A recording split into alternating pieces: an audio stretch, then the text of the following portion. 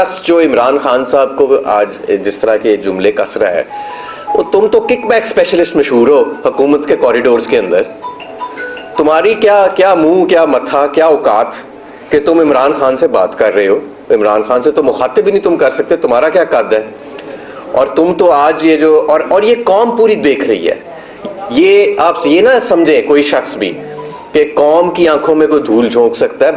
بچے کو جو سکول میں جاتا بچہ ہے، ان کو بھی پتہ ہے ان دونوں خاندانوں کی اصلیت کیا ہے۔ اس کو ہم سپریم کورٹ میں چیلنج کریں گے، اس NRO2 کی حکومت میں آتے ساتھ فیتی کر دیں گے، ہم اس کے پڑخچے اڑا دیں گے، اور یہ قوم کا پیسہ ہے، ایک ایک روپے کا حساب لیا جائے گا۔ بسم اللہ الرحمن الرحیم۔ آپ کو بریگیڈیئر مصدق صاحب نے بڑی تفصیل سے بتایا کہ کس طرح ان کے جو انویسٹیگیشنز ہو رہی تھیں، اس کے اندر جو انویسٹیگیٹو آفیسر تھے وہ بھی پرسرار طور پہ ہلاک ہو جاتے ہیں یا انہیں قتل کر دیا جاتا ہے، تمام گواہان کی پرسرار طریقے سے موت واقع ہو جاتی ہے یا انہیں قتل کر دیا جاتا ہے۔ ایک سازش کے تحت ان لٹیروں کو، چوروں کو ملک پہ مسلط کیا جاتا ہے، اور پاکستان کی سب سے مقبول قیادت کو دیوار کے ساتھ لگا کے ان کو NRO2 دیا جاتا ہے۔ اور یہ پورا مذاق جو اس وقت ہو رہا ہے قوم کے ساتھ، ایک مذاق ہو رہا ہے قوم کے ساتھ، ہمارے نظام پہ سوالیہ نشان اٹھایا جا رہا ہے کہ کس طرح غیر مقبول لوگ، بدنام لوگ، بے ایمان لوگ غیر جمہوری طریقے سے پولیٹیکل انجینئرنگ کے ذریعے ان کو مسلط کیا جاتا ہے پوری قوم کے اوپر، اور پھر ایک ڈرامہ رچایا جاتا ہے، قوانین تبدیل کیے جاتے ہیں، یعنی کہ چوری کو قانون بدلوا کے چوری کو لیگل کور دیتے ہیں، اور پھر کہتے ہیں ہم باعزت بری ہو گئے۔ یعنی چوری کو کہا گیا کہ یہ چوری نہیں رہی، کرپشن کو لیجیٹمائز کر دیا گیا پاکستان میں، اور پھر کہا گیا دیکھو ہم جو ہے۔ اور یہ شخص جو عمران خان صاحب کو آج جس طرح کے جملے کس رہا ہے، وہ تم تو کک بیک اسپیشلسٹ مشہور ہو حکومت کے کوریڈورز کے اندر، تمہاری کیا منہ، کیا متھا، کیا اوقات کہ تم عمران خان سے بات کر رہے ہو؟ عمران خان سے تو مخاطب ہی نہیں تم کر سکتے، تمہارا کیا قد ہے؟ اور تم تو آج یہ جو اور یہ قوم پوری دیکھ رہی ہے، یہ آپ یہ نہ سمجھے کوئی شخص بھی کہ قوم کی آنکھوں میں کوئی دھول جھونک سکتا ہے۔ بچے کو جو سکول میں جاتا بچہ ہے، ان کو بھی پتہ ہے ان دونوں خاندانوں کی اصلیت کیا ہے اور کدھر سے انہوں نے پیسہ بنایا ہے، اور اس کا جواب دینا پڑے گا۔ اور یہ کیا وجہ ہے کہ اگر یہ اتنے ہی صادق اور امین ہو گئے ہیں تو کرائے نا ذرا الیکشن، دیکھتے ہیں لوگ انہیں صادق اور امین مانتے ہیں کہ نہیں۔ الیکشن کا نام لو تو ان کی کانپیں ٹانگ جاتی ہیں، اور الیکشن کا نام لو تو یہ 13 جماعتیں اپنے اربوں ڈالر سمیٹ کے، اور اتنے بڑے خاندان، کو سمدھی بیٹھا ہے وزیر خزانہ، کو بیٹا بیٹھا ہے، کو پوتا بیٹھا ہے، جو پیدا نہیں بھی ہوا اس کے بھی پیسے نکلی آ رہے ہیں۔ میں یہ بھی آج جاننا چاہتا ہوں کہ میں آپ کو بتانا چاہتا ہوں کہ آج تک کوئی جواب نہیں آیا کہ مقصود چپڑاسی کے اکاؤنٹ میں سے جو اربوں روپے نکلے تھے وہ پیسے کس کے تھے، اور وہ پیسے کہاں سے آئے؟ وہ پیسے کہاں سے آئے مقصود چپڑاسی کے اکاؤنٹ میں سے؟ کیوں جی بریگیڈیئر صاحب، وہ آج تک کسی نے جواب دیا ہے؟ آج تک وہ جواب نہیں ملا قوم کو کہ ان کے ملازموں کے اکاؤنٹ میں اربوں روپے جو آئے وہ پیسے کون سے تھے۔ کیا یہ موٹر وے کا کمیشن تھا جس کے پیسے جمع کرائے گئے تھے؟ یہ جو پاور پلانٹ لگائے گئے، جب یہ پاور پلانٹ لگائے گئے تو ذرا ٹریول ہسٹری چیک کرے نا سلمان شہباز کی، یہ ان ممالک میں کیا کرنے جاتا تھا جہاں سے یہ آ رہے تھے؟ 20 اس کے ایک سال کے اندر ٹرپ کیوں لگے ہوئے تھے؟ کیا یہ پیسے ان پاور پلانٹس کا کمیشن تھے؟ آج یہ سوال ان کا جواب نہیں دے سکے۔ مقصود چپڑاسی کے اکاؤنٹ میں پیسے کدھر سے آئے؟ وہ اربوں روپے کس کے تھے؟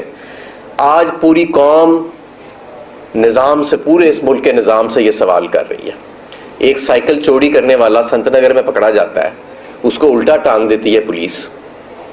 کوئی بچہ بھوک سے روٹی چوری کرتا ہے تو اس کو مار کے اسے ہلکان کر دیتے ہیں، اور کوئی اربوں ڈالر چوری کرتا ہے، کک بیک اسپیشلسٹ مشہور ہے حکومت کے ایوانوں میں، وہ آتا ہے اور اس کو ہار پہنائے جاتے ہیں، وہ آ کے لیکچر دیتا ہے۔ وہ تمہیں تو فیٹف میں لیکچر دینا چاہیے جا کے کہ منی لانڈرنگ ہوتی کیسے ہے اور ٹی کیسے ہوتی ہے، تاکہ اس کے اگینسٹ قوانین بنائے جائیں۔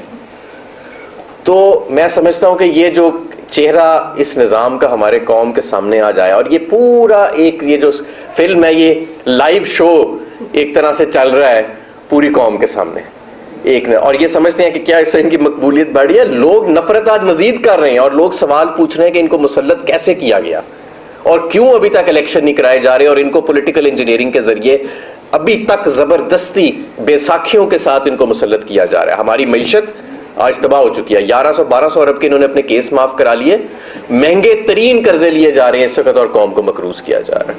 اور آج ہم یہ بھی, جس طرح شفقت صاحب نے اناؤنس کیا, کہ آج ہم یہ بھی اناؤنس کر رہے ہیں کہ ہم یہ تمام جو کیسز میں ان کا ایکویٹل ہو رہا ہے یا کرایا جا رہا ہے, اس کو ہم سپریم کورٹ میں چیلنج کریں گے. اس NRO 2 کی حکومت میں آتے ساتھ فیتی کر دیں گے ہم, اس کے پڑخچے اڑا دیں گے, اور یہ قوم کا پیسہ ایک ایک روپے کا حساب لیا جائے گا. اور میں یہ بھی یہاں پہ کہنا چاہتا ہوں کہ یہ قوم کبھی معاف نہیں کرے گی. یہ جو عدل کے ساتھ, جو انصاف کے ساتھ, جو عوام کے پیسے کے ساتھ جو توہین کی گئی ہے, اور جس طریقے سے یہ اسکرین چلائی جا رہی ہے, آج پوری قوم غصے میں ہے ان چہروں کو دیکھ کے کہ کس طرح ان چوروں کو گلیمرائز اور گلوریفائی کیا جا رہا ہے اور انڈیمنیفائی کیا جا رہا ہے. یہ ملک جو ہے یہ اس مقصد کے لیے نہیں بنا تھا, اور انشاءاللہ تعالیٰ جلد عوام اس کا احتساب کرے. وہاں پہ جو آپ کی بکلا جاتے ہیں وہ نہیں اس کیس کو صحیح طریقے سے جج صاحب کے سامنے بیان کر سکتے. مسئلہ کہاں پہ آتا ہے جو ان کو ریلیف مل جاتا ہے؟ دیکھیں, احتسابی نظام میں مسئلہ ضرور ہے. ہمارے سارے لیگل سسٹم میں بڑا پرابلم ہے ڈیلے کا اور باقی چیزوں کا, لیکن ساتھ ساتھ اگر کہیں سے یہ خواہش ہو کہ ان کو سزا نہیں دینی تو اس کا عمل دخل بھی اس میں آ جاتا ہے. تو اس کے بارے میں کوئی شک نہیں ہے کہ ان لوگوں نے جس طرح لوٹ مار کی, دیکھیں سیدھی بات ہے, 200 ٹیٹیاں لگی ہیں ان کے اکاؤنٹ کے, 200 ٹیٹی باہر سے پیسے آئے. اور بھی کسی ایک ٹیٹی کا بتا دو کہ آپ نے باہر کوئی انکم ڈکلیئر نہیں کی, آپ نے کوئی جائیداد باہر ڈکلیئر نہیں کی, آپ نے کوئی کاروبار باہر ڈکلیئر نہیں کیا, آپ کو باہر سے پیسے کہاں آ رہے ہیں؟ مطلب اگر پاکستان کی تاریخ میں کوئی اوپن اینڈ شٹ کیس ہے, یعنی کہ جس میں کوئی لمبی چوڑی گواہی ایویڈنس کی ضرورت ہی نہیں ہے, وہ یہ ہے کہ یہ 16 ارب روپیہ جو ان کے نوکروں کے اکاؤنٹ میں آیا ہے اور پھر وہاں سے ان کے اکاؤنٹ میں ٹرانسفر ہوا ہے, وہ بھی نظر آ رہا ہے. تو بتا دیں کہ جی یہ ہمیں فلاں صاحب نے یا کوئی بینیفیکٹر, یا اس میں تو وہ قطری خط بھی نہیں ہے, اس کے بھی بغیر ہے یہ. وہ تو کم از کم نواز شریف نے تو ایک جھوٹا سچا کیا جھوٹا ایک قطری خط نکال دیا تھا, یہاں تو کوئی قطری خط بھی نہیں ہے. تو اس لیے یہ بالکل سیدھا سیدھا لوٹ مار کا نظام ہے, اور یقیناً ہمارا احتساب کے نظام کی بھی کمزوری ہے. گزارش یہ ہے کہ مسلم لیگ نون آپ کے دور حکومت میں یہ کہتی رہی ہے کہ نیب کے سخت قوانین کی وجہ سے ملک کی معیشت تباہ ہو رہی ہے, انویسٹر باہر سے نہیں آتا, لہذا نیب کے قانون بڑے سخت ہیں, تباہ ہو رہا ہے ملک. اب تو انہوں نے آئین میں ترمیم کر لی ہے, نیب کو بالکل ہی لنگڑا لولا بنا دیا. کیا ملک میں ترقی ہو رہی ہے؟ یہ آپ نے اپنے سوال کا جواب خود دے دیا کہ ملک میں کوئی ترقی نہیں ہو رہی. اگر نیب کو مفلوج کر کے اور اکاؤنٹیبلٹی کے سارے نظام کو ختم کر کے اگر اس سے کوئی بہتری آئی تھی تو آپ دیکھ لیں. اصل میں یہ جو ہماری اشرافیہ نے لوٹ مار کی, اور خاص طور پہ نواز شریف اور شہباز شریف اور آصف زرداری, انہوں نے کھوکھلا کر دیا ملک کو. اس لیے پاکستان کی عوام جو ہے ان کو قبول کرنے کے لیے تیار ہے. اچھا اب آپ ان کی باری بتا دیں کہ آپ پی ٹی آئی کو ذمہ دار اس بات کا سمجھتے ہیں کہ آپ نے پارلیمنٹ سے جو ہے وہ ایک میدان چھوڑ دیا جس سے جو ہے نیب قوانین کے اندر ترمیم آئی اور یہ سارے کیسز ختم ہو گئے. دیکھیں انہوں نے وہ ان کے پاس کیونکہ تھوڑی سی میجورٹی تھی تو وہ ان اینی کیس انہوں نے یہ امینڈمنٹس تو پاس کرا لینی تھی, لیکن جس طرح عوام کو جب ہم اس جعلی نظام سے ہٹے ہیں تو جو عوام کی طرف سے پذیرائی ہمیں ملی ہے وہ آپ کے سامنے ہے. تو اس لیے آپ کی بات کا جواب یہ ہے کہ جتنے بائی الیکشن ہیں ماشاءاللہ وہ سارے تحریک انصاف نے سوائے چاند ایک کے جیتے ہیں. تو یہ اس کا ایک سارا ذمہ دار تو یہ ٹولہ ہو گیا, انہوں نے اپنے کیسز معاف کروا دیے. یہ پاکستان کی بدقسمتی نہیں, پی ٹی آئی کی بدقسمتی نہیں کہ 3 سال آپ اقتدار میں رہے, آپ نہ مضبوط حکومت کر سکے. جب حکومت سے نکالا گیا آپ مضبوط اپوزیشن کے طور پہ بیٹھ سکتے تھے, آپ نے وہ اپوزیشن بھی نہیں کی. جب احتساب تھا تو خان صاحب کہتے تھے نیب کا ادارہ بھی کنٹرول اور کر رہا تھا, تو آپ کس چیز کی حکومت کر رہے ہیں؟ بات یہ ہے میرے بھائی, اگر احتساب کسی اور ادارے نے کرنا سن لیں. اب پچھلے 3 ساڑھے 3 سال جو ہماری حکومت تھی, آپ کو حماد اظہر صاحب نے کئی پریس کانفرنسز میں بھی بتایا ہے, اگر آپ سارے اکنامک انڈیکیٹرز دیکھیں، ہمارے سارے اکنامک انڈیکیٹرز اوپر جا رہے تھے. تاریخ کی سب سے بڑی ایکسپورٹ جو تھی وہ ہمارے زمانے میں ہوئی. اس کے بعد ریونیو کلیکشن جو تاریخی طور پہ ہمارے زمانے میں ہوا. اس کے بعد جو ریمیٹنسز تھی وہ تاریخی طور پہ. تو یہ تو ان کا نیریٹو ہے، یہ جو نون لیگ والوں کا، یہ باتیں کرتے ہیں. تو اچھا نہیں، بحث نہ کریں. آپ نے سوال کیا، میں نے آپ کو جواب دیا. یہ ہے کہ آج چونکہ ایک خصوصی طور پر بات ہو رہی ہے، تو میں یہ جاننا چاہ رہا ہوں کہ سابقہ دور کی ہم ہمیشہ بات کرتے ہیں، لیکن موجودہ دور میں بھی لوٹمار جو ہے وہ جاری و ساری ہے. وزیر صاحب ساتھ ہی بیٹھے ہیں. ابھی کچھ ہی دن قبل میں نے 5 ارب روپے کی کرپشن کا کیس ان کو درخواست بھی دی اور ملا بھی جا کر، تو وہ یہ کہہ کر وڈرا کر دیا گیا محکمہ اینٹی کرپشن کی جانب سے کہ یہ چیز پر ہم جو ہے نا وہ کچھ نہیں کر سکتے اوپر سے آرڈر ہے. نہیں وہ ایسی کوئی بات نہیں ہے. کوئی بھی کرپشن کا کیس ہے، ہم اس کی بھرپور سراسر الزام ہے. یہ سراسر الزام ہے. آپ ایک سوال لے لیں. اچھا ٹھیک ہے نا. اچھا ان سے بات کریں. آپ سوال سر الزام ہے. آپ نے الزام لگایا میرے. اچھا کوئی نہیں ایک منٹ ابھی غلط بات ہے. آپ ان کا سوال. ہاں جی آپ نے تفریق پر یقین رکھتے ہیں. آپ نے شریف خاندان کے کیسز فیکچوئل بتائے کہ انہوں نے سرکاری جہاز جو ہے وہ ذاتی استعمال کے لیے یوز کیا اور بہت سارے ٹرپس کیے، اتنا خرچہ ہو گیا. ابھی حال ہی میں ہم نے دیکھا ہے کہ پنڈی جلسے میں خان صاحب نے پنجاب حکومت کا ہیلی کاپٹر استعمال کیا، اور اب تو کے پی کے میں لا بھی پاس ہو گیا کہ ان سے کوئی نہیں پوچھ سکتا. انہوں نے سرکاری ہیلی کاپٹر دیکھیں یار، اس کا میں جواب دیتا ہوں. سوال یہ ہے کہ جو اختیارات کے ناجائز استعمال کرتے ہوئے نیب نے کیس روکا. دیکھیں جو اس میں دیکھیں جو بزدار صاحب کے خلاف کیس تھا اس میں ان کو انہوں نے بری کر دیا. دوسری بات یہ ہے کہ کوئی ہیلی کاپٹر جو ہے وہ پنجاب منسٹر کے یا پنجاب گورنمنٹ کی ریپرزینٹیشن کے بغیر استعمال نہیں ہوتا. بیٹھے ہوتے ہیں اور وہ اس پہ بیٹھے ہوتے ہیں اور وہ انٹائٹلڈ ہیں اور اس طرح ہے. اصل بات یہ ہے کہ یہ بتائیں کہ یہ 16 ارب روپیہ جو آیا ہے یہ کہاں سے آیا ہے؟ کون سا بینیفیکٹر ہے جو کہ ان کو باہر سے پیسے بھیج رہا ہے؟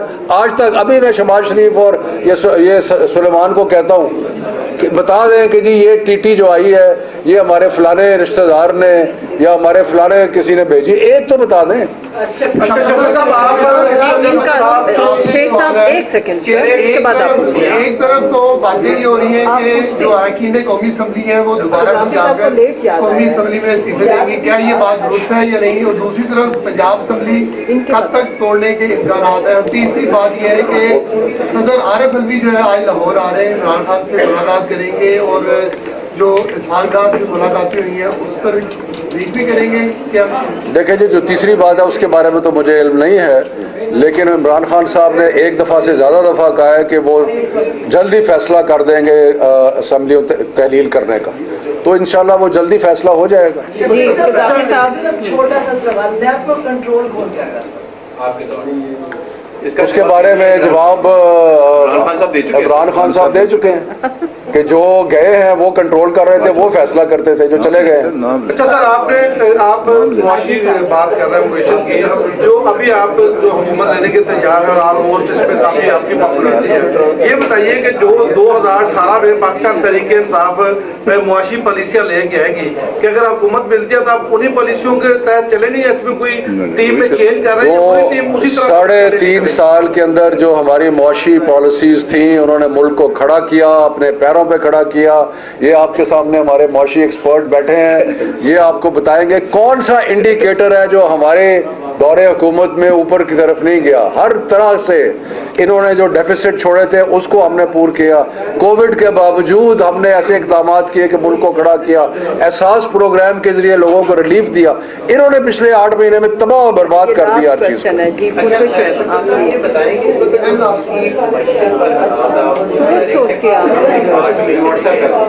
جب بھی نگران سیٹ اپ آتا ہے یہاں تک ہم نے تاریخ پڑھی ہے تو مزید جو معاشی حالات ہیں وہ خراب ہوتے ہیں. کیا ملک اس وقت متحمل ہو سکتا ہے کہ نگران سیٹ اپ کی طرف جائیں، اس کے بعد الیکشن اور مزید ہماری معیشت؟ میرے بھائی آخری بات ہے، میں ذرا اس کو ذرا کلیئر کر دوں. سنیں پلیز. دنیا جہان میں جہاں جمہوری ممالک ہیں، جب کوئی سیاسی یا معاشی بحران شدت اختیار کرتا ہے تو وہاں پہ الیکشن کرائے جاتے ہیں، اور الیکشن اس لیے کرائے جاتے ہیں کہ نئی حکومت آئے، اس کو عوام کا مینڈیٹ ہو، وہ سخت فیصلے کر سکے، وہ دور رس فیصلے کر سکے، کیونکہ وہ 5 سال کے لیے وہ حکومت آتی ہے۔ یہی حل ہے۔ اگر اس کے علاوہ کوئی حل کوئی تجویز کر سکتا ہے تو ہمیں بتائیں، کوئی اور اس کے علاوہ حل ہے نہیں، کیونکہ یہ جو ان کو اگر آگے 8 مہینے میں آپ نے دیکھ لیا کہ انہوں نے کون سا ایسا فیصلہ کیا ہے جو ملک کی بہتری کے لیے، یہ آپس میں لڑ رہے ہیں۔ وہ مفتاح اسماعیل جو ہے وہ کوئی بات کرتا ہے، اسحاق ڈار کوئی بات کرتا ہے، وہ ایک ہی ہے، الیکشن الیکشن الیکشن۔